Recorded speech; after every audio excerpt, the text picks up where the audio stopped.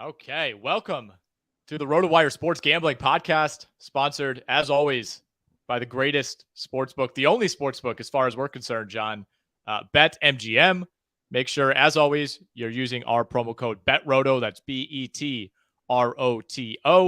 if you're gambling over at BetMGM.com or on the BetMGM app. Very convenient app. I have, in fact, downloaded it. Very user-friendly. I love it. And, John, we have another huge NFL week coming at us. I just had my kind of like look yourself in the mirror cup of coffee of like, do I need this? No, I absolutely don't need it. I do not need it. Am I going to drink it anyway? Yeah, I sure am. So I'm fired up. I'm ready to go. Unfortunately, we got 6 teams on bye this week, and 13 games. That's still a healthy amount, but you got one of those on Thursday. We got only 2 games in the late window. You got a Monday game. I always dread this part of the season when you notice it. You notice not having those 2 or 3 extra games. Yeah, absolutely. And you wish that they would spread out those afternoon games a little bit more. So you get some late afternoon action. It's funny how it's flipped basically. Where coming into the season, you would have thought, and I know that when we did the schedule release, you and I and a couple other people on the football staff wrote up our like favorite games of the year, and I believe it was either me or someone in that article circled Bucks Rams as one of the best regular season games. How could you not? And now it's like I am 100% going to have Cards Seahawks on the main TV, and then just kind of have Tom Brady and Matt Stafford having a mid off on the second TV as I'm enjoying Geno Smith light it up. So it's funky, and like you said, with all those teams on bye. Us fantasy guys, a lot of teams of mine have a similar shape, and therefore I've been dreading this week for fantasy for a while. I knew that week 9 was going to be a real Achilles heel for me, and you know what, folks? Got a lot of DeAndre Carter going this week. That's all you need to know. Whew. Yeah, you're not alone in that boat, and I'm very much looking forward to breaking down that Atlanta LA Chargers game, which for a preview for our next segment. I don't know about that line. I don't love it. Over at the Whalen Sportsbook, at the Whalen Sportsbook, we have a different number for that game. I'll tell you that. Week 8 last week, I know you're coming in red hot. You were 10-5 ATS with your picks over at RotoWire. I was 9-6. Had a few big misses. I once again missed my best bet, which was the Buffalo Bills covering a number that I believe closed at 11, maybe 11.5 against the Green Bay Packers. I feel like it was the right bet. Did it win? No, it did not. But I feel like the Bills played a horrific second half. Despite Green Bay kind of playing that whole game not to lose, kind of a strange game plan by the Packers, who, to me, it just felt like their entire goal going into that game was just don't get embarrassed. And they accomplished that. But 2 back-to-back really bad, sloppy interceptions by Josh Allen put the kibosh on what would have been my first, I think, best bet streak of the season. So I finished 9-6 ATS. I'm still, hovering over 500 on the year, but man, best bets continue to be a disaster. So I would advise just whenever I make my best bet at the end of this pod, just go ahead and fade that right away.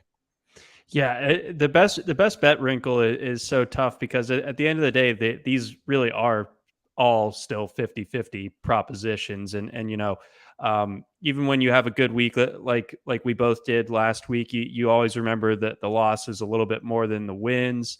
And, when that Bengals line got posted last week, I was so sure that line was off basically. And I should have paid more attention. Like anytime that a line is that far out of step with what your kind of read on that game is, you got to just kind of defer to what the books are saying. And, by the time that the second quarter rolled around on Monday night, it was very clear that not only were the Bengals not going to cover that spread, they were going to lose, and they were going to lose pretty handily. And that's exactly what happened. Just a brutal showing from Cincy. So, that puts us in a funky position heading into this week. We'll get into that line here in a moment. But yeah, weird stuff going on there. That was one of the biggest no-shows of the year by Cincy. I think, especially if you throw out, some of the no-shows by the bad teams that you expect to no-show, I mean, that obviously not having Jamar Chase turned out to be a bigger deal than we expected. I thought Cincinnati put together a really nice opening drive. Burrow has that sloppy throw, gets deflected by Jadeveon Clowney, or by Myles Garrett, excuse me, and ends up getting intercepted. I mean, they're lucky that wasn't taken all the way back. They had like the 60-yard interception return called back. They said he was down, but it felt like that was the turning point. Ever since then, the Bengals just could not get anything going on offense. Just felt like a lazy, sloppy effort by that unit. But yeah, like you said, I mean, Bengals Panthers, first big cat battle of the year, of the 4 big cat teams. So we're seeing Bengals 7.5-point favorites at home. Interested to hear what you have to think about that one. But I want to get to one more thing before we dive into the too high, too low lines of week 9. We had the NFL trade deadline pass this past week, John, and it was literally the most active deadline ever. And that's not even counting some of the major deals we had go down prior to the deadline. Names like Roquan Smith, who I believe ended up with a little known team out of Baltimore known as the Ravens. Oh, yeah. He's on the Ravens now? Oh, man. Yeah, breaking news. Roquan Smith on the Ravens. So that, believe me, very, very excited about that. And yeah, I mean, the NFL is basically king in every facet among the major sports in this country. But the one area where it was obvious that they kind of lag behind in is the trade deadline. And it makes sense. Changing teams in the middle of a football season it's a lot harder to like have an immediate impact. There's so much scheme you have to know. There's so much acclimation process. It's not just, going out there and skating like you used to for the Capitals, and now you're on the Senators or something like that, or pitching a baseball. I don't do hockey. I don't know. We recently brought on a buddy of mine, Grant Leonard, to write hockey for us at RotoWire. Just he ran a piece earlier today, so I got hockey on the brain. Okay. That's the only reason why I dropped that one in there. Yeah. But where were we going with that again? I'm sorry. You tell me. We were talking Roquan Smith. We were talking, but yes, lost in the ice.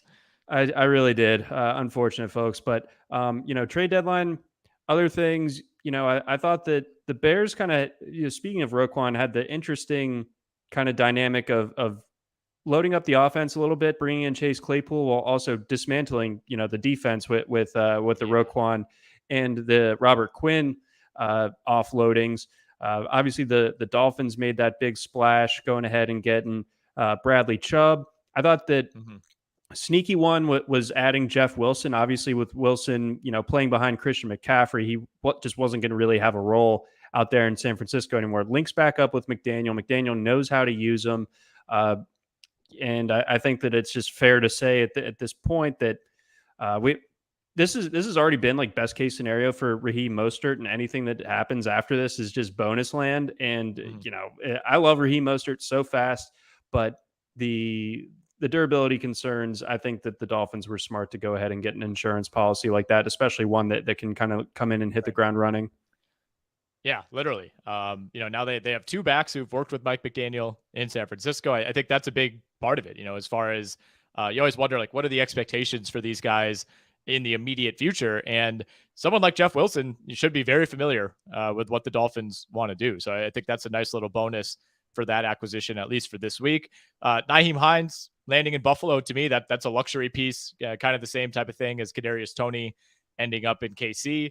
Kind of muddles things from a fantasy perspective, but I think just having extra insurance at key positions is huge for both of those sides. But we'll get into some of those key acquisitions as we break down the games one by one. Let's start right now. Give me some lines, John, that are a little too high as we record here a few days out from Sunday. So we were just teasing it. Let's get right to it. Bengals. They got to cover more than a touchdown against the Panthers. In my column this week, at the time of writing, I was still confident. I figured that, with that line for this game before last weekend's games was like 9.5 in favor of the Bengals. So I kind of felt, or if I kind of wanted to spin it as, okay, maybe we're just getting the Bengals on a bit of a discount here, and the Panthers still aren't actually good, despite the fact that they, beat the Buccaneers and went ahead and, played a really exciting game against the Falcons last week. Maybe there's a little bit too much like unfounded optimism in them, and the Bengals would be able to get right. But at the same time, the Bengals, the more you think about it, the more troubling Monday looked, and the more troubling the early season Bengals looked. Those first 2 games of the season were about as rocky as it could have gone. Losing Right. to the Steelers, losing to Cooper Rush. The offensive line is looking bad. The Panthers have something of a lively pass rush, so that's a concern. And my kind of big thing about the Bengals overall, they were starting to get it into gear before last week, but I'm starting to wonder if they simply need all 3 of Jamar Chase, T. Higgins, and Tyler Boyd to be available, because when Higgins was dinged up earlier this year, the Bengals weren't as effective on offense. Chase wasn't as effective on offense, nor was Tyler Boyd. And you kind of think a thinking coach would be like, okay, why don't we, maybe get the run game going a little bit more against the Browns, a team that everyone has run on. Mixon basically doesn't exist in that game, does absolutely nothing. I don't know if that's a Mixon problem or a coaching problem or both, but either way, it's a problem. And I think all of that said, the Bengals, like trusting the Bengals with this much, it's tricky.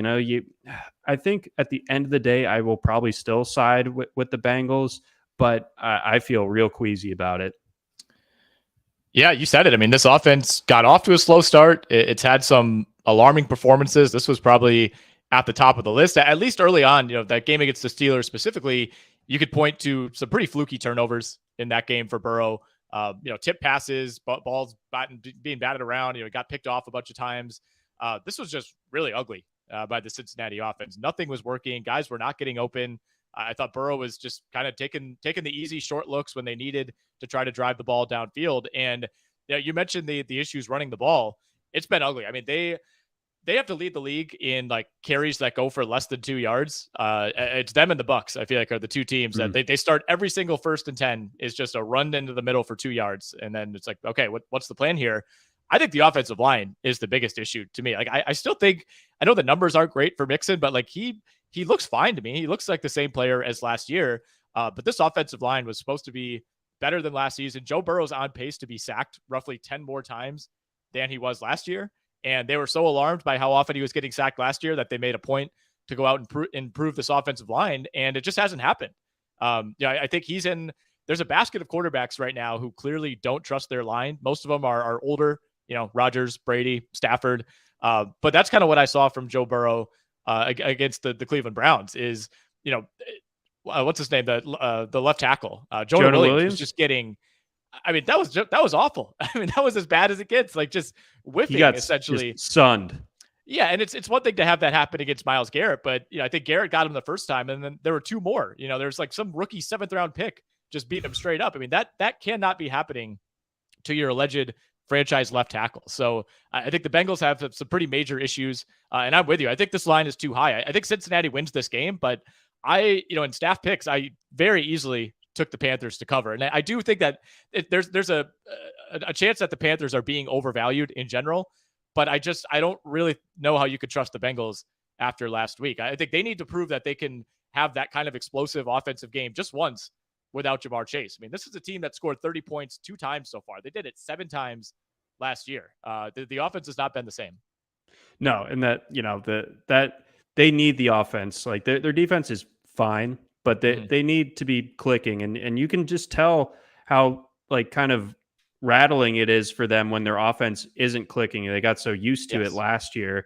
And when it's not working, they don't seem to have a ton of resilience right now, which is concerning. Very, very Packers-esque in that way.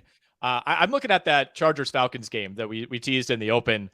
I don't understand how the Falcons are 3-point dogs here at home. No. I get that there's a big gap in quarterback play.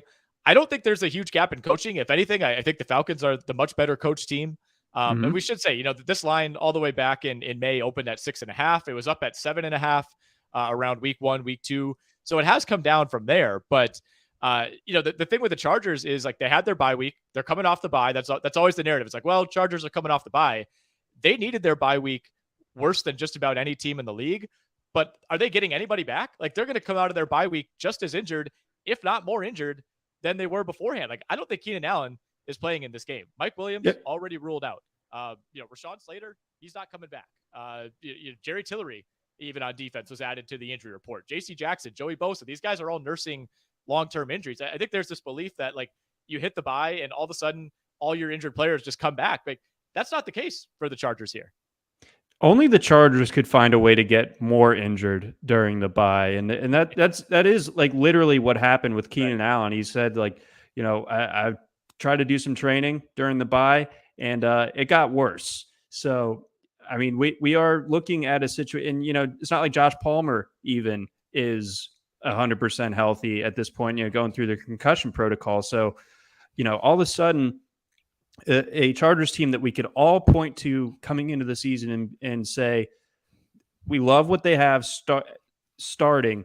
There is no depth in this offense, though. And now that's going to, come out to bear here this weekend when you have DeAndre Carter and Josh Palmer and God knows who else, going out there. And we've seen the Chargers turn it to Herbert, upwards of 50 times in a game. It's like 50 targets getting distributed to that group.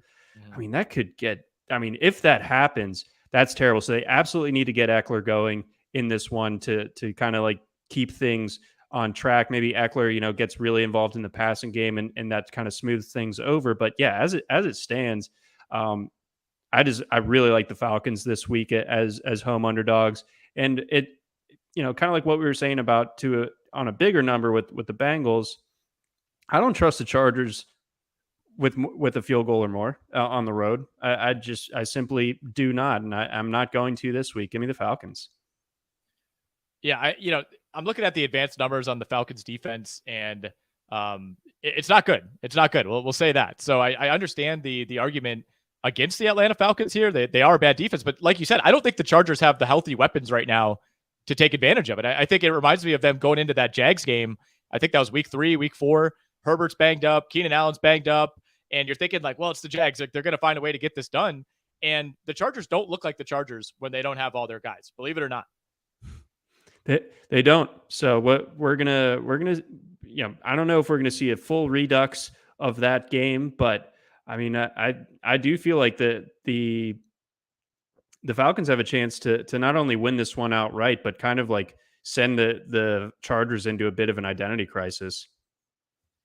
I completely agree. I completely agree. I think the Chargers are still one of those teams that if they could just do enough to kind of hang around, they're going to get healthy at the right time, and they're still going to be really dangerous whenever they're fully healthy. But again, when they don't have those guys, it's just not the same team. What other lines are looking a little too high for you? So looking around, obviously the highest lines always will stand out. And I think that the Chiefs one, I think this is just an interesting meeting of two very well established forces at this point where, you have the Chiefs, you have Andy Reid coming off the bye, famous for his team's performances coming off the bye week.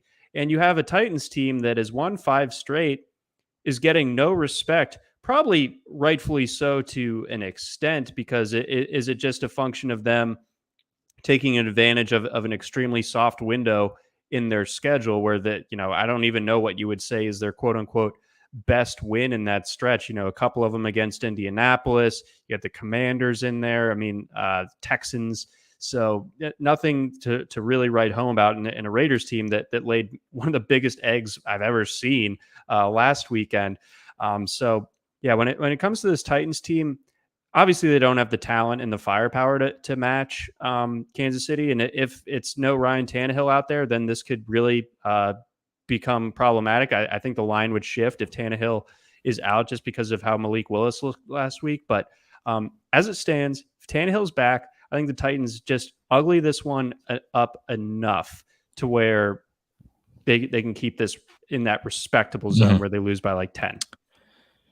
Yeah, to me, I don't know that there's going to be a huge difference between hobbled Tannehill and healthy Malik Willis in this game. I mean, obviously they really, really limited Willis last week against Houston and were able to get away with it really without any issue. You can't necessarily expect that against the Chiefs, but I think the game plan if you're the Titans is just control the ball as much as you can. Keep it away from the Chiefs as much as you can. Like it's probably another big time Derrick Henry raid game. And you're just hoping to, draw out these 9, 10, 11 play drives, even if they're ending in field goals, you're okay with just not letting the Kansas City offense on the field. So I could see this playing out in some ways like Green Bay, Buffalo last week, where it's a convincing win for the Chiefs, but ultimately that number proves to just be a little bit too high. And we should note, I mean, the Titans held the Chiefs to 3 points midway through last season. That's kind of when the Chiefs offense was hitting rock bottom, and we were asking if Patrick Mahomes was good anymore. Yeah. It turns out that he was still in fact good. He did not just magically forget how to play football mid-season. But Andy Reid always great off the bye, but Mike Vrabel's kind of low-key had his number about as much as anybody has these last few years. I'm looking at that Ravens game, John. We got the Ravens at the Saints on Monday Night Football. Ravens are 2.5-point favorites. I'm pretty yiked up to see what Roquan Smith looks like on this defense. I think he's going to be an instant impact guy. I feel like you could put him on any team with no preparation, and he's just going to add value just by being the tackler that he is. But we got really bad news on Rashad Bateman today. We knew he wasn't going to play in this game, but he's out for the year. Gus Edwards is banged up. J.K. Dobbins is still on IR. Mark Andrews did not practice on Thursday. Doesn't really mean all that much because of the extra day with Monday Night Football, but I'm not sure I'm ready to trust this Baltimore offense, especially if Mark Andrews ends up not playing in this game. And if that happens, we'll see this line move a little bit. But I'm just having a hard time getting a handle on this one. You mentioned the Raiders completely laying an egg against New Orleans last week. I'm trying to decide how much of that was New Orleans versus how much of that was the Raiders just being a bad team. Right. So that's tricky. And, anytime that we discuss the Ravens this year, unfortunately, injuries is going to kind of have to be at the forefront of the discussion. And you look at, just the sheer lack of even if they were at full strength coming into this game, even if they had Mark Andrews and Rashad Bateman, you still wouldn't say that that's like a particularly loaded group of skill guys. And when you take Bateman off the table for sure, and you have Andrews, who I have a sneaking suspicion with the bye on the other side of this game, they hold him out. I think that they must have been encouraged enough by what Isaiah Likely was able to do against the Buccaneers to where it's like, okay, he's just going to kind of be our move tight end all game. We'll have Josh Oliver be the blocking specialist, and that'll kind of be that. We're going to see Deshaun Jackson make his Ravens debut this week. So low-key kind of excited about that. I think Devin Duvernay is turning into, at the very least, a legitimate NFL receiver, which is a rare sentence to say for anyone that was drafted to play receiver by the Baltimore Ravens. They really are not good at that. But I think the Ravens, their second half, and you could also argue that this was, more on the Bucs than the Ravens, but the Ravens finding their way in the second half, running for 200 yards on the Bucs defense, and also having Likely break out with Andrews on the sidelines. I mean, that might be the kind of turning point of the Ravens season. And I thought, despite the Bucs making that game close at the end, I felt like the defense for the most part played well, and it didn't feel like they were totally melting down, even if the kind of late run that the Bucs had might tell a slightly different story. So this is a low spread, and I definitely understand your concerns, but I think that the Ravens are about to make a bit of a run here. But I think that this Monday night game is their toughest test for at least a little while, maybe up until December. And I was just mentioning the Bucs earlier. That's one other spread that I thought was a little bit too high. I think that basically, I mean, it's 3 points right against the Rams. Looking at RotoWire, we have this awesome against the spread standings page. You know who two of the worst teams in football are against the spread this year? The Bucs and the Rams. And the Rams, the Rams are 2-5 ATS. Mm-hmm. So they've had the added benefit of the bye in there. So that's one less game that they could have blown the cover on. But the Bucs, they've been really good to bet against over the course of the season. Both these teams have. So I just feel like at this stage, I would have felt like this was more of like a 2.5 type of spread. So it's not like egregiously high by any means. Of course, it's 3 points, but at the same time, I kind of have some trouble just laying points with either side on this one. So I would have liked to see that be a little bit lower. Yeah, I mean, it says a lot, I think, about the Rams more than anything, that this line opened at 1.5 and still sat at 1.5, as recently as 8 days ago. But I think what we're maybe not factoring in here is the possibility that Cooper Kupp is not available for this game. And, he was at practice on Thursday. It sounds like he was very, very limited. I think this could end up being a true game time call. Would not surprise me if there's some gamesmanship afoot here by the Rams, making it seem like he has a better chance to play than he does.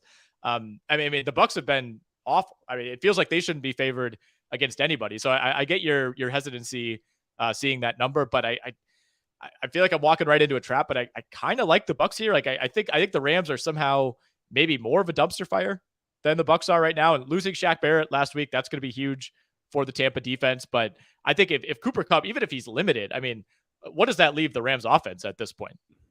No, absolutely nothing. And they decided that they hate Cam Akers. Cool. But they don't trade him at the same time. But I mean, this game is a real Spider-Man meme, but like the Spider-Man in both these cases are dumpster fires. Well, it feels like we keep getting these Spider-Man meme games every week. Like Raiders Jags, that to me is a big Spider-Man meme game. Last week, Broncos Jags, also a Spider-Man meme game. Like there's so many teams that are in like a hopeless tailspin that there's like a 20% chance that you're also going to play another team that's in a tailspin any given week. But yeah, the terminology I've been using for this Bucs Rams game is like stoppable force meets movable object. I feel equally bad about these teams. Like if there's like a 3-team round robin of like the Bucs, the Rams, and the Packers, I have no idea who would emerge from that. I feel like they would all end up in ties. They're having the great NFL mid-off. Yeah, exactly. And you mentioned it, by the way, the Rams, not only are they 2-5 ATS, they are the worst team as far as their plus minus against the spread this season as well. They are failing to cover by on average 9.3 points per week. So I mean, it's bad. It's really bad. For context, Buffalo leads the league. They're plus 8.4. So like the Rams are worse against the spread than the Bills are better than the spread, if that makes any sense. Let's go to the other side here. Some lines that are too low. I always feel like this is the harder one. To say I feel like this team should be favored by more with how much parity there is around the league this year. But I'll go through one of mine real quickly. John, I love the New England Patriots this week. I understand that this team has had some major letdowns. You think about that Bears game, especially. I did not think they played particularly well last week against the Jets. It really felt like they were kind of going with the Malik Willis game plan with Mac Jones, and it worked out. I think they knew their opponent well, and I think they're in actually a very similar spot this week against a team that, to me, is like a diminished version of the Jets in the Colts. I think Bill Belichick loves nothing more than going up against a young, inexperienced quarterback. I think he's going to be schemed up really well for Sam Ehlinger. I thought Ehlinger, it looked okay. Obviously losing to the Commanders at home, you're not going to get a ton of praise, but I didn't think he was that much of a disaster. Doesn't look like Jonathan Taylor is trending in the right direction toward playing in this game. Obviously, they traded away Nyheim Hines as well. I really, really love New England minus 5.5. Yeah, New England, like they're just going to put our guy Sam into a pretzel on Sunday, mentally, maybe even physically. Who knows? I mean, it's not going to go well. This has a smell similar to that Patriots-Lions game from earlier this year, the famous 29-0 just shutout. I think that we could see something similar. And, for as well as Ehlinger did as a passer last week, at least efficiency-wise, that's not the way that Indianapolis should be using him. Like we've talked about it. We've done the college football podcast. We are very, very familiar with the stylings of one Sam Ehlinger.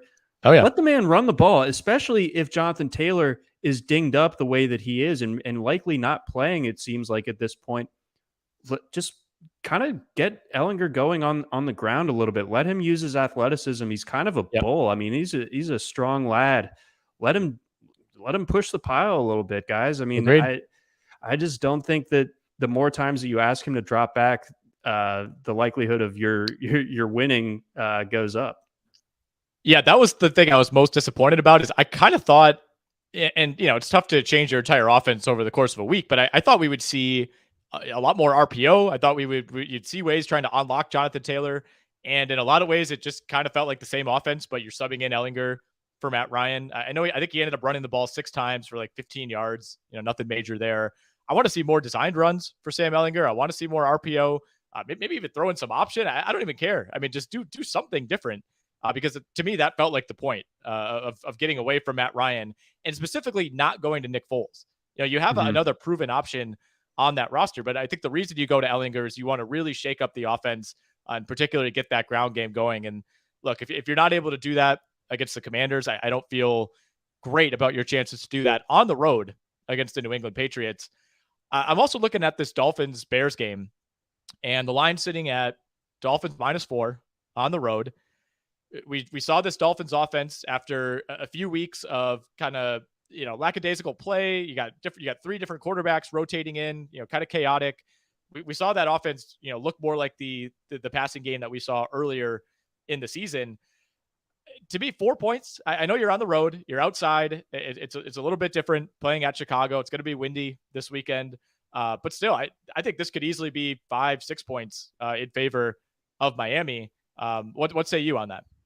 Well, it's interesting that you circled this game because when I looked, I believe it even earlier in the day before we sat down to record, that it was Dolphins -5 actually. So the fact that it's down to 4, I just kind of wonder what's going on there, what's kind of fueling the movement there. Maybe some public money coming in on the Bears after they look, like some semblance of an NFL football team over these last couple of weeks. But yeah, I think that the Dolphins, if the Dolphins play their game, they're winning this one going away. I guess that therein lies the question.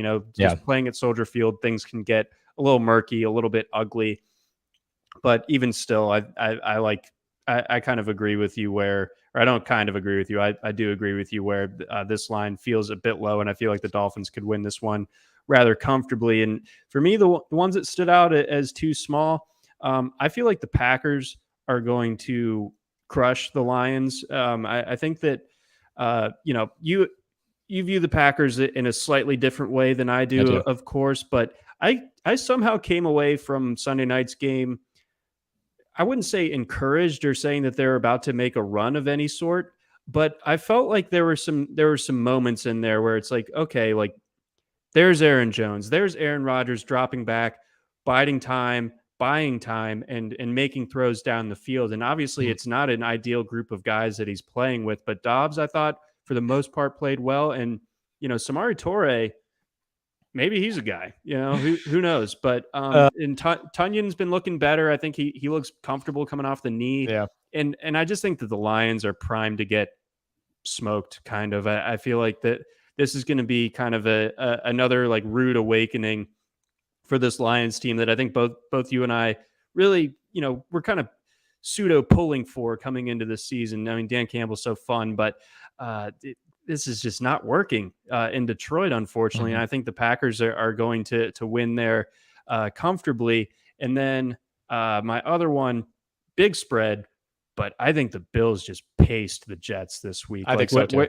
Whereas they weren't able to cover against the Packers last week, I felt like I was leery of them covering that number just because the Aaron Rodgers factor can like somehow, if he taps into it, keep that game relatively close.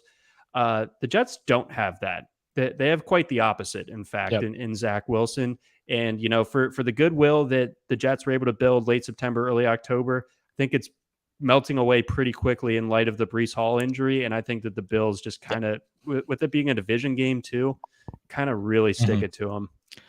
I think the worst thing for the Jets was the Bills having that second half that they did against Green Bay. I'm on the same track as you. I didn't want to put it in my lines that are too low section because the Bills are 11.5 point favorites and they are on the road, albeit a short road trip in a situation where they should be very comfortable. But yeah, I'm with you. I think they win last week by 10, but I don't think the Bills felt good about that. I think the Packers came away from that game feeling better about themselves than the Bills did. And the Bills to me seem like the type of team that wants to avenge that a week later. So yeah, I look at this as kind of a wrath game for the Buffalo Bills. And unfortunately it's the Jets on whom that wrath is going to be taken out. So I like that call a lot. I definitely took the Bills to cover this game in staff picks. I mean, if there's ever going to be a game this year, that's like, I think wasn't there like a Patriots Titans game like 10 years ago that was like 53-3 or 58-3 or something. I Like, think that happened in the snow too. Like it's just like what is yeah, happening? And if there was ever going to be one of those games this year, this would be the one. yeah, I think so too. So it's got that similar vibe. I wonder if Buffalo could. I don't know if they have a throwback that's quite as good as the Patriots with the red. I think that they were wearing on that day. The Patriots Reds, very good. That's the only nice thing I ever say about them. But regardless, really good spot for the Bills. All right, before I do the read, I lost my best bet yet again, as we've been over. You won yours, so you're in very good shape here. You brought up Packers Lions, and we talked about Bears Vikings as well. Part of the reason that I really like, or Bears Dolphins, excuse me.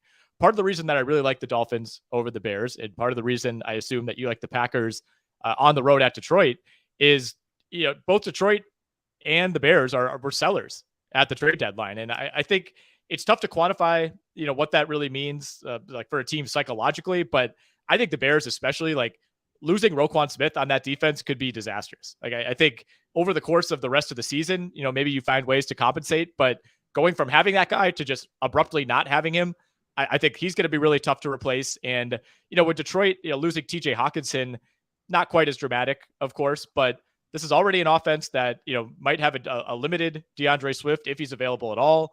The receiving core has been perpetually banged up since week 2 or week 3. To me, I think teams like that are shedding real assets that have helped them win games this year just kind of pushes me against them, at least for this 1 week after the deadline. No, absolutely. And I think, like you said, that the Bears in their, fire sale on the defensive side of the ball is particularly concerning for this week, because the defense with Roquan Smith let the Cowboys almost drop a 50 burger on him. Exactly. No Roquan Smith against the fastest receivers in the league. You might need to dip into some like Notre Dame tactics, grow the grass a little bit higher at Soldier Field, slow the boys down.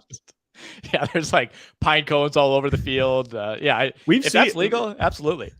You remember the lining of the field going into week 1 for that Bears game, where it was, it had like the freshwater hurricane, and the sideline was an absolute joke. I mean, that field is always just perpetually in rough shape. So maybe that's the biggest factor in that game for just slowing down the Dolphins. Yeah, I assume there's just like a concrete slab directly under that field. I don't even think the Bears made an effort to clean it off. I think they knew that was an advantage for them in week 1.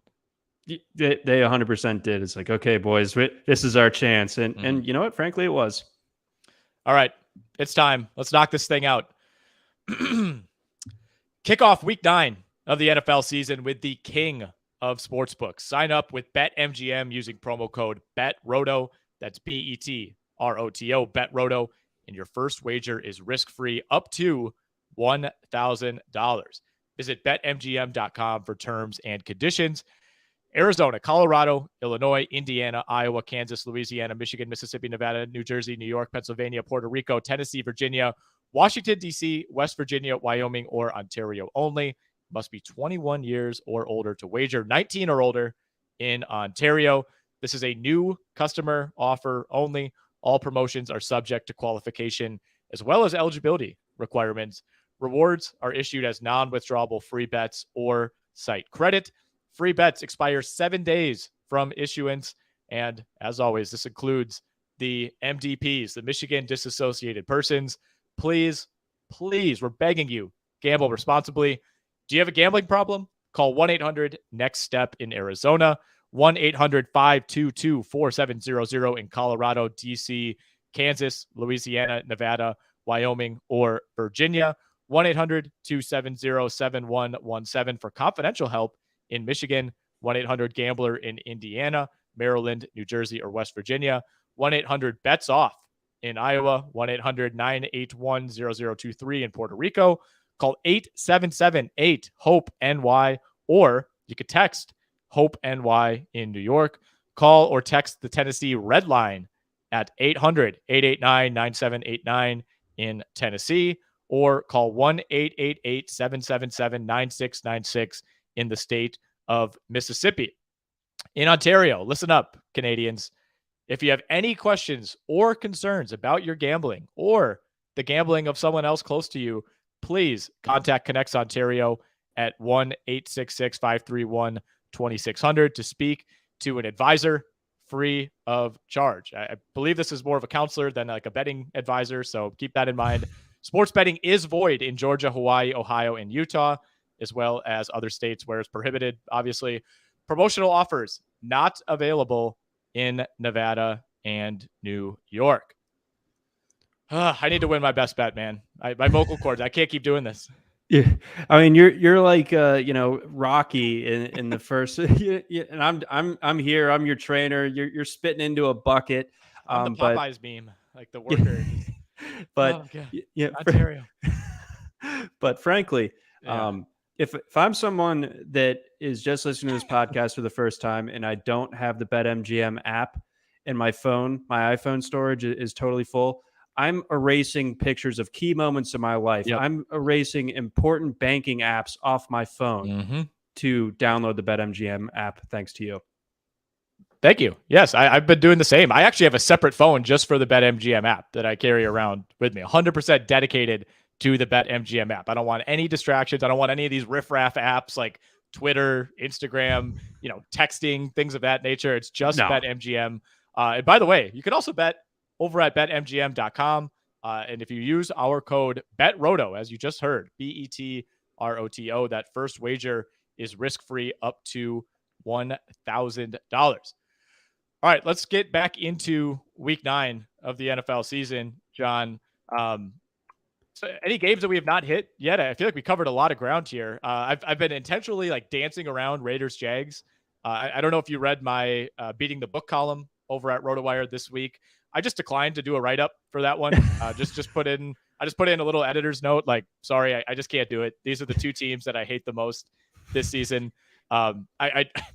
The Raiders are 1.5 point favorites on the road. Sure, I guess. This is just a throwing up my hands one for me. I don't know. I don't feel like I know anything about these two teams. They don't know anything about themselves or each other. I mean, this is an absolute travesty and tragedy of a football game. And so I guess I'm just going to take the team that is getting points, but I'm not going to I would drive myself insane if I tried to like truly, break down the X's and O's and the Y's of one side of this is clearly the better than the other, because whatever numbers are out there, they're just going to go out the window the second that the ball gets kicked off on Sunday. All that we know is there's going to be some gross football being played at TAA Stadium. Yeah, there's going to be hijinks. There's going to be shenanigans. I'd have to look if a game has ever ended in a 0-0 tie. I feel like that's on the table for sure this week.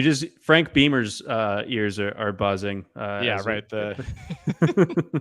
We almost had that in Miami versus Virginia last week. It was 3-3 at overtime or something like that. Yeah. I wouldn't be surprised, man. It feels like the Raiders were just in a bad spot last week. We find out afterwards that they had the flu going through their locker room. Like Devontae Adams still dealing with an illness this week. I know the Raiders did opt to stay out on the East Coast rather than travel back and then, head of course back to Jacksonville. So maybe that provides some sort of boost. I'm at the point where I'm going to end up taking the Raiders in this game. I'm going to feel terrible about it, but I've also reached the point of just not trusting the Jaguars. And I'm very familiar with this point. It comes at a different time every season. Sometimes, it's the AFC Championship game. Other times it's week 1. And I think I officially am drawing that line of demarcation. The London game is kind of a nice barometer for the Jags. If they lose the London game to the Denver Broncos, that's when things are completely off the rails. So I do think talent-wise, the Raiders are the better team. I'll take Devontae Adams against that Jaguar secondary every day of the week. But then again, last week, Saints are banged up all over the place, and Devontae Adams has 1 catch for 3 yards. So, seeing that performance by the Raiders, they're not doing that 2 weeks in a row, but we now know that they have that in their back pocket whenever they want to pull it out. The Devontae Adams flu game, not quite as good as a Jordan flu game, to say the least. Let's see. Another game that I wanted to touch on, I would say, well, we can go one of two ways. I think the highlight, again, of the late Sunday window, the Seahawks Cards, and then also the Kirk Cousins revenge game in Washington. Is Washington going to be fired up now that Dan Snyder is potentially on the outs.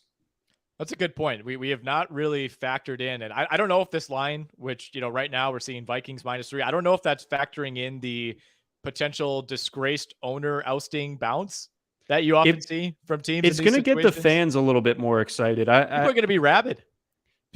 But seriously, this is, I grew up in the DC area. Most of my friends growing up, Washington football team fans, Commanders fans, what have you.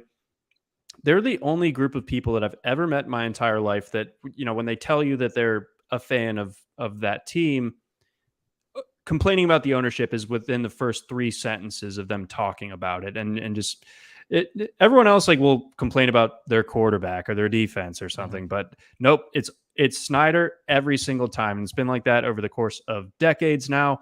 So we might see some semblance of a lively crowd over at FedEx Field on Sunday. And, the Vikings are this weird team, great record. We've talked about them where they have this great record, but no one is really taking them seriously as a legit, Super Bowl contender, or even NFC contender, where, the NFC is kind of up for grabs outside of Philadelphia.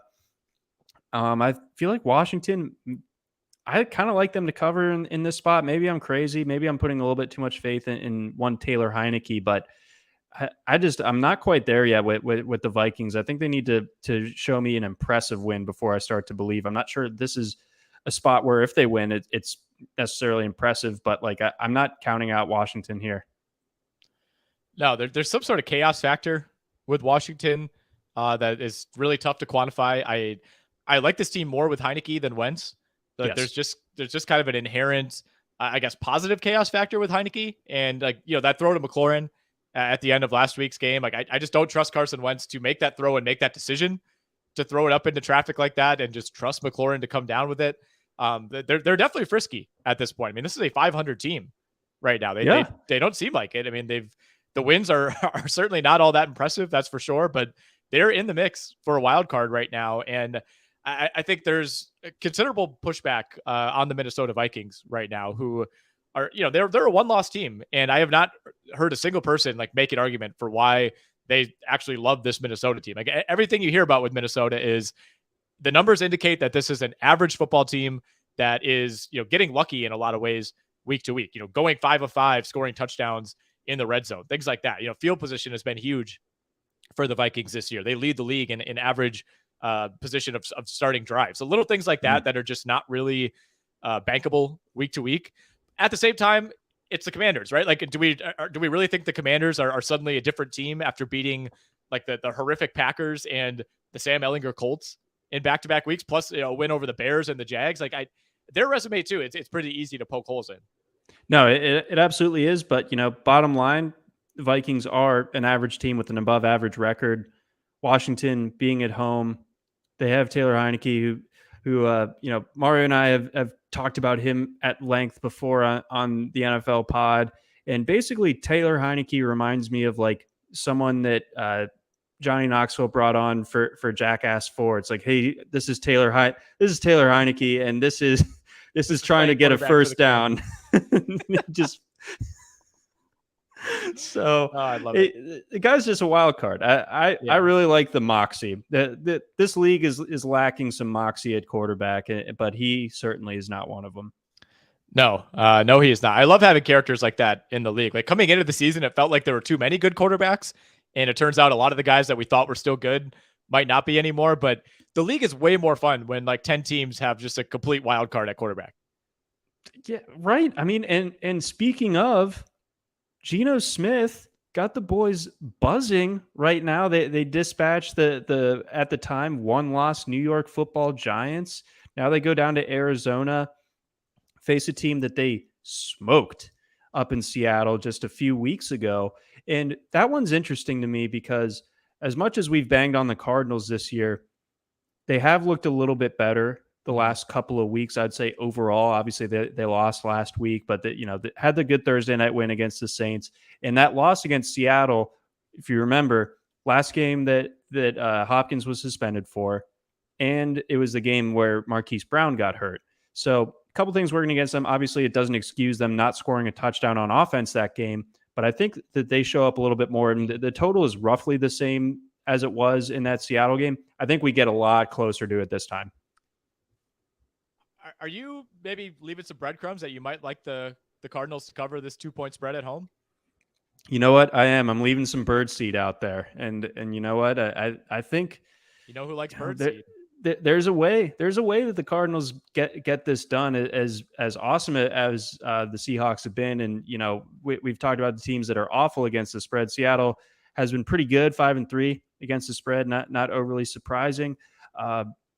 When we look at it now, it's surprising, if going into the season to say that they'd be that good against the number this year, but they're tough. The Cardinals, we know that they have the explosive weapons, and I think that maybe there's just a little bit too much inexperience in this Seattle secondary. Maybe Arizona is able to find a way, and I think 2 of the 3 home games that Kyler has had against the Seahawks, the Cards have covered the spread. I think the only other one was that like wild Sunday night game that had like the famous DK Metcalf chase down. Yeah, that train you hear in the background is the Geno Smith Express pulling through Arizona. This game is really tough for me. I like going through and kind of making my leans just with straight up picks this week. It's like I once again feel like I like too many road teams. So it leads me to question a game like this of like, could Arizona trip up Seattle? I'm with you. I like the total in this game more than I do picking one of the sides. Like I think we go over 49.5. I think we get a complete flip-flop from what we saw in that first game, which, like you said, also carried a really high total. Complete letdown, had some weird turnovers. Like both defenses I felt like actually played really well in that game, had some big time stops. Seattle's defense especially, which, by the way, over the last 3 weeks, Seattle is the second best defense in the league in terms of EPA. So like that defense is coming around. I still don't fully trust it, and I think the Cardinals have a little more oomph, if you will, with DeAndre Hopkins than they did even with Hollywood Brown, who was playing really well before he went out. So I think we get a close game. This to me is a big time stay away. But Cardinals at home, not the greatest home field advantage, maybe arguably not a home field advantage at all, given how that's gone for the last calendar year. But nonetheless, it's better than playing this game at Seattle. So I long-winded way of saying I don't really have a great lean on this one. One last thing to touch on there. Please go ahead. I know we've gone over Coach of the Year many times this year, but quickly, Pete Carroll right now, what do you think? I mean, he's in the top 5. He's plus 1,200, so 12-1 over at BetMGM. Yeah? I think that narrative is going to get stronger and stronger. The problem is Coach of the Year is right now very closely tethered to what happens with the Eagles. If the Eagles go, obviously if they go 17-0, Sirianni's winning it. Yep. If they go 16-1, he wins it. If they go 15-2, he probably wins it. So like I do think that kind of skews the market, because when you have those outlier seasons where you're, if you're losing 2 or fewer games, you almost automatically get Coach of the Year. That's kind of how it works. And like Brian Daboll still lingering there at plus 325 over at BetMGM. I actually don't like that bet. I think the Giants are going to fade and still be a team that exceeds expectations overall, but I think they needed to maintain like this, crazy pace for Daboll to beat out someone like Sirianni. But narrative wise, I love it for Pete Carroll, because coming into the year, I think a lot of people, like, maybe if you don't like Russell Wilson, that's fine, but most people were siding with Russell Wilson on the football side of this, right? I mean, the conversation was, could this be Pete Carroll's last year in Seattle? Is this it? Seattle, if they win 4 games this year, do they just move on and clean house? And it kind of turns out he was right all along about a lot of things. And Seattle's going to end up being a much better team than Denver when all is said and done. They're going to have a good chance to get a wild card spot, I think, in the NFC. So narrative-wise, I think he's going to have the best narrative. To me, it's just a question of how many games do the Eagles lose, and does that open the door for someone else to sneak into the race? But I would say right now is the time to bet Pete Carroll, because I think that number is going to keep getting lower. Yeah, absolutely. Like if they continue to stack wins and continue to push to that 500 mark or above, then I mean, he's going to be that next obvious choice. And I think you laid it out really well with Sirianni. Like it feels like 14-3 is kind of the inflection point where the discussion is opened to anyone other than Sirianni winning this. So I mean, with Carroll, I thought he was cooked coming into this year. I thought that, the Seahawks basically did well for themselves to just kind of jumpstart their rebuild. And, as luck would have it, basically, yes, they're going to have 2 first-round picks, but you would not have thought that the pick that's more valuable for them this year is going to be the one that they're getting from the Broncos than the one that they have themselves. Insane. That's the thing. I mean, everyone talks about the trade and the monster package that Denver sent to Seattle, but we're not talking about the positioning of those picks. Like in the NFL, it's not as big of a deal. Like in the NBA, we're always talking about like, well, how high is the pick that the Lakers are handing to the Pelicans this year? Like that could end up being what like the 4th overall pick, depending on how things go for Denver. I mean, it's insane how that trade has kind of reversed itself already, and it's just going to keep paying dividends in the future for Seattle. I got a parlay of the week, and I got a little teaser that I want to throw out before we move on to Survivor and our locks. Parlay of the week. Let me know what you think. You could parlay just money lines here, not even spread. So Pats to beat the Colts, Bucks to beat the Rams, and the Falcons as underdogs to beat the Chargers. Those 3 happen. You parlay it. You're looking at around plus 450 at BetMGM.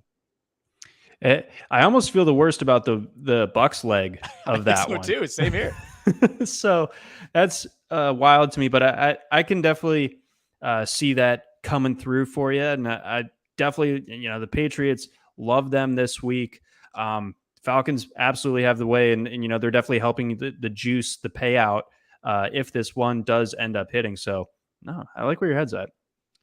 All right, and then the teaser. We're talking a 6-point teaser here. Usually the primary options you'll find at most books, 6, 6.5, 7.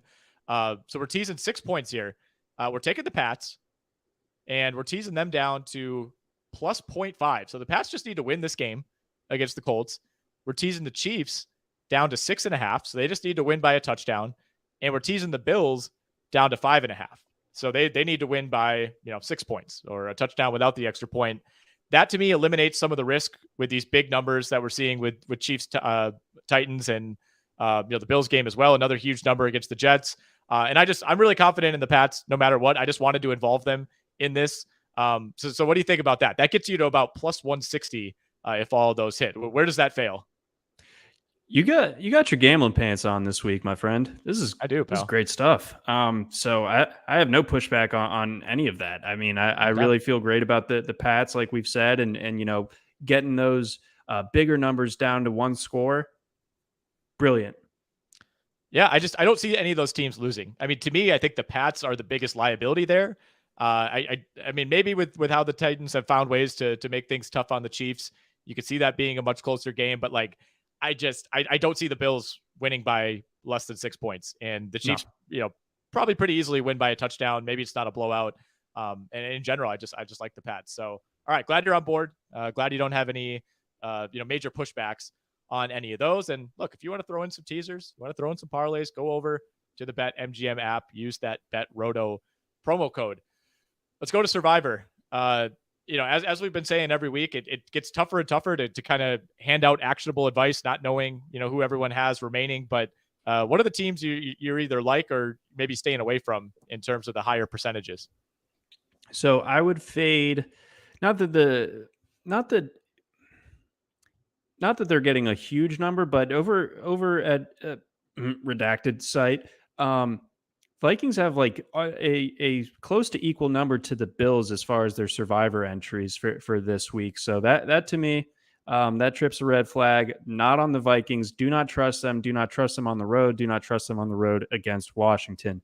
And then the Bengals for reasons that we certainly poured over early on in the show. So I like either the Patriots or the Packers would be my calls for Survivor this week. I just think that the two teams that they are facing respectively are deader than dead. Yeah, I'm with you on that. Patriots would be my pick. I'd be fine with the Dolphins if you still have the Dolphins. A lot of people maybe are forced into using the Vikings this week just based on who's all available. If you've used KC, if you use Buffalo, it's understandable. I'm with you though. I wouldn't feel great about it. That's for sure. And I'm fading the Bengals too, man. We're on the same page. I do think they win that game, but I would not be putting my Survivor life on it. That's for sure. Unless I absolutely have to, but big number for the Bengals. I think the general expectation is they do bounce back, but I'm stuck in the middle with them. Like, how much do you value how bad last week was? Like that was almost an inexcusable no-show, I thought. Just preposterous. Yes. Yeah. I mean, just, I think it's easy on a human level to just kind of like internalize a nationally televised standalone game a little bit, more than the full onslaught of games during a Sunday afternoon. But I mean, that just kind of got to show us the sum and total of what's wrong with the Bengals all in a 3.5 hour window. Mm-hmm. All right. It's time for what's been a very fruitful segment of the podcast for you. Not so much for me. Let's hand out some locks for week 9. You go ahead. All right, let's hit them. So lately, I feel like what my key to success has been finding a slight road favorite, and the Titans have done me well there a couple of times. This week, I'm going to follow along that similar line, not with the Titans because that line is large. Patrick Mahomes scares me to no end, so I'm going to leave that alone. Give me the Green Bay Packers. Give me the Green Bay Packers. The Lions are toast. They're cooked.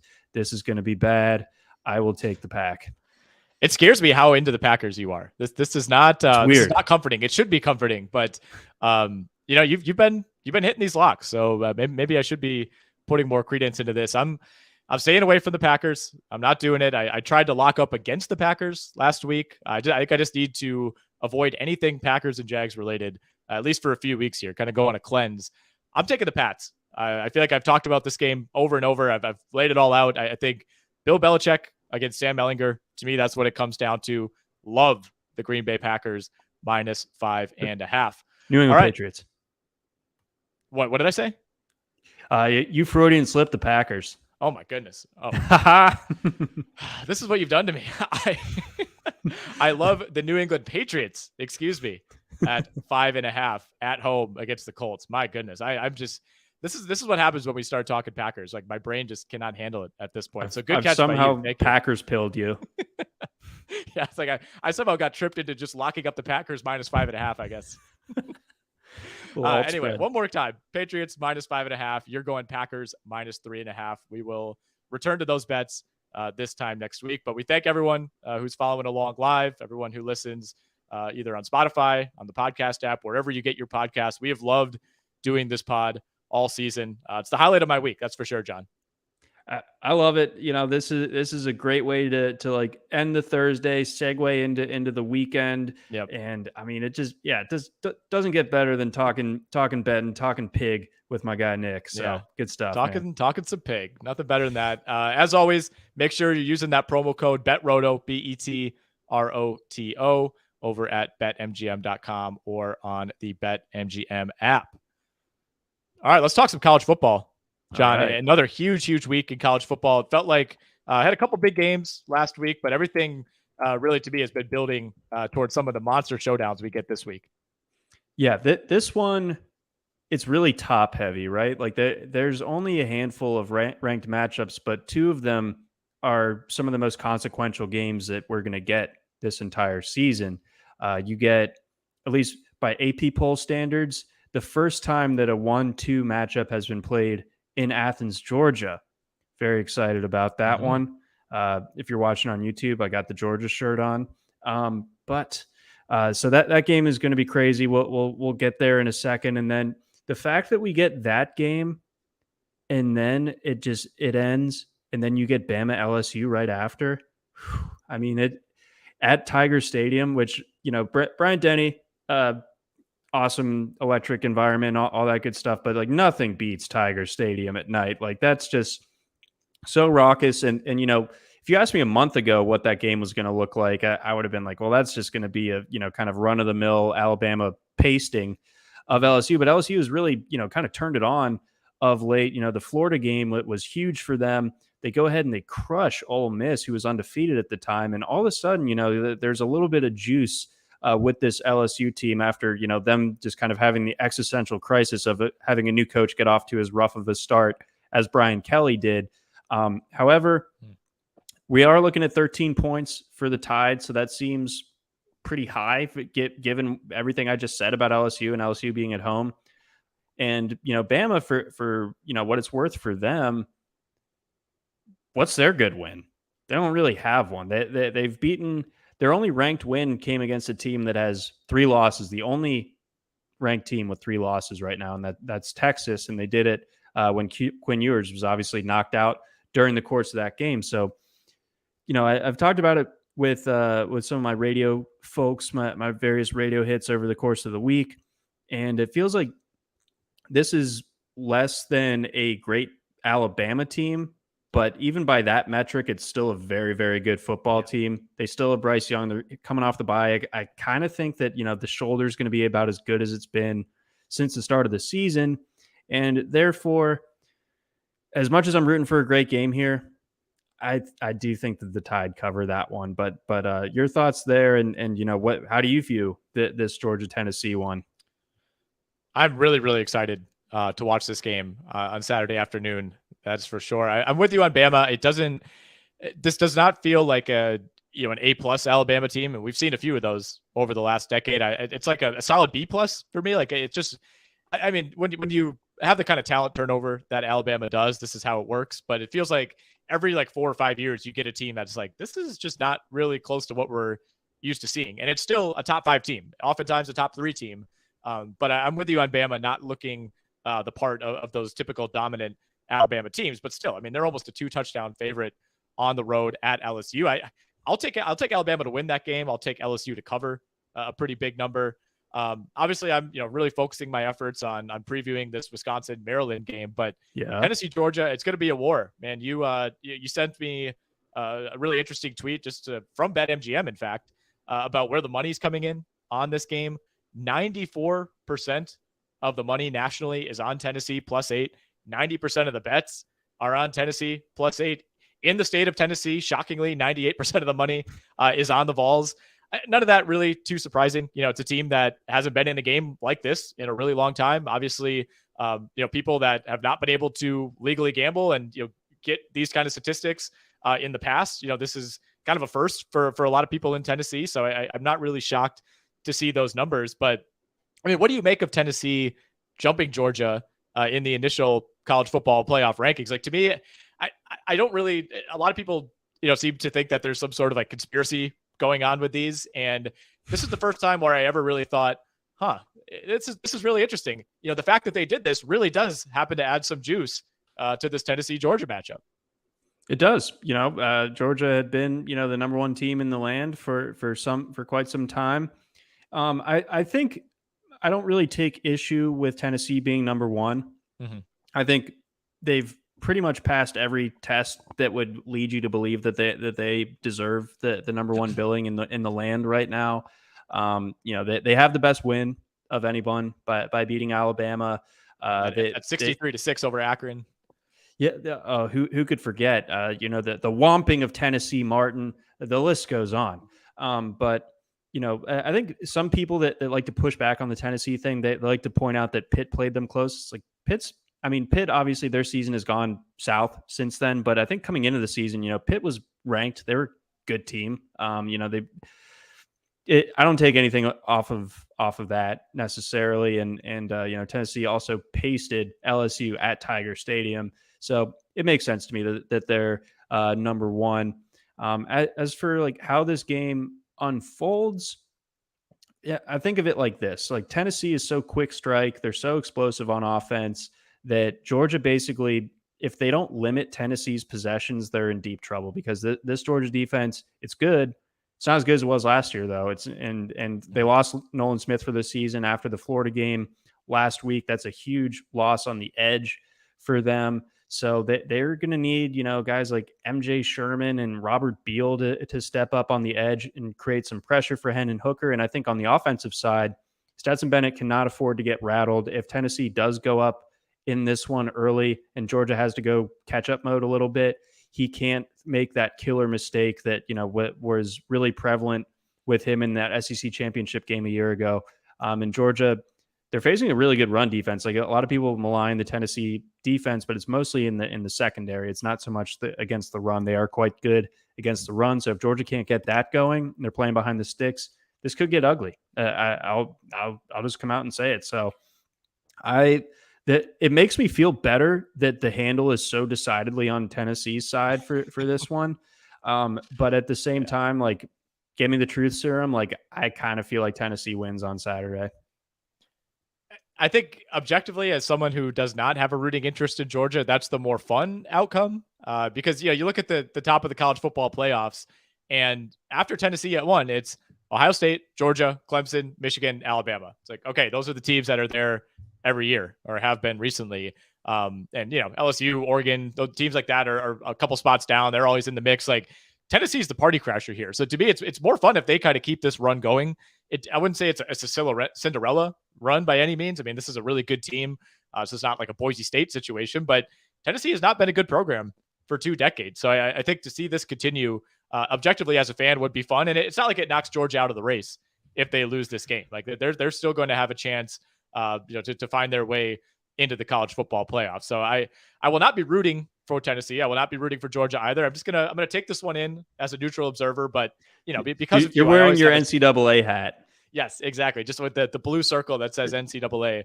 I do have a soft spot in my heart though for the Dogs because of you. Well, thank you. Very, very much appreciated. And, I've been doing some thinking on Tennessee and, the fact that that this is really the first time since we've been adults that they've been good. And it kind of led me back to some thinking that Tennessee is very familiar. I don't know if you're familiar with these things, but they're a big thing on the East Coast once in a while. And that's why it lines up well, why this is a good metaphor. Tennessee is like the cicadas. The cicadas, oh, yeah. They hang out underground. You don't hear from them for long swaths of time, upwards of 2 decades. And then they come out of the ground and you can't escape them all across the land, all across the eastern seaboard, all across the southeast. That's what Tennessee football is right now. They are the cicadas, and they've been biding their time underground, and now they're out and everyone knows about it. It's very loud.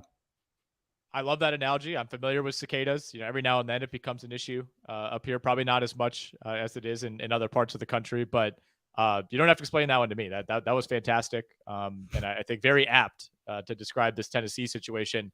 All right, we got to get out of here, man. So give me your favorite picks, other games that we have not hit on real quick. So again, do like Bama to cover here. I like Marshall -2.5 against Old Dominion. I think they can win that one by closer to a touchdown. I hold my nose when I say this, but I think that Michigan State can cover the 16.5 against Illinois. And then let's see. Love my Terps covering the 5.5 against the Badgers up in Madison.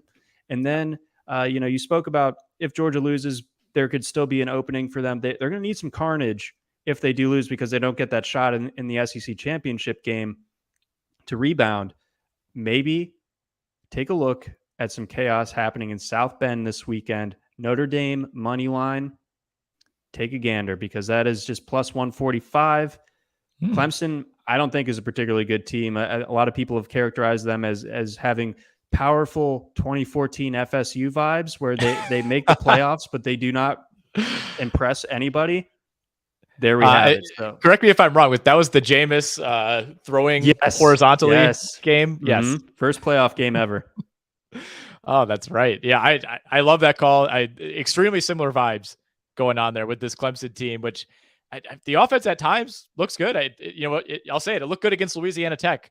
Did not look so great against Syracuse last week. I'm not a believer in this Clemson team long term, but I don't know. I mean, if they get through this game, they're going to have a pretty good shot of making it undefeated.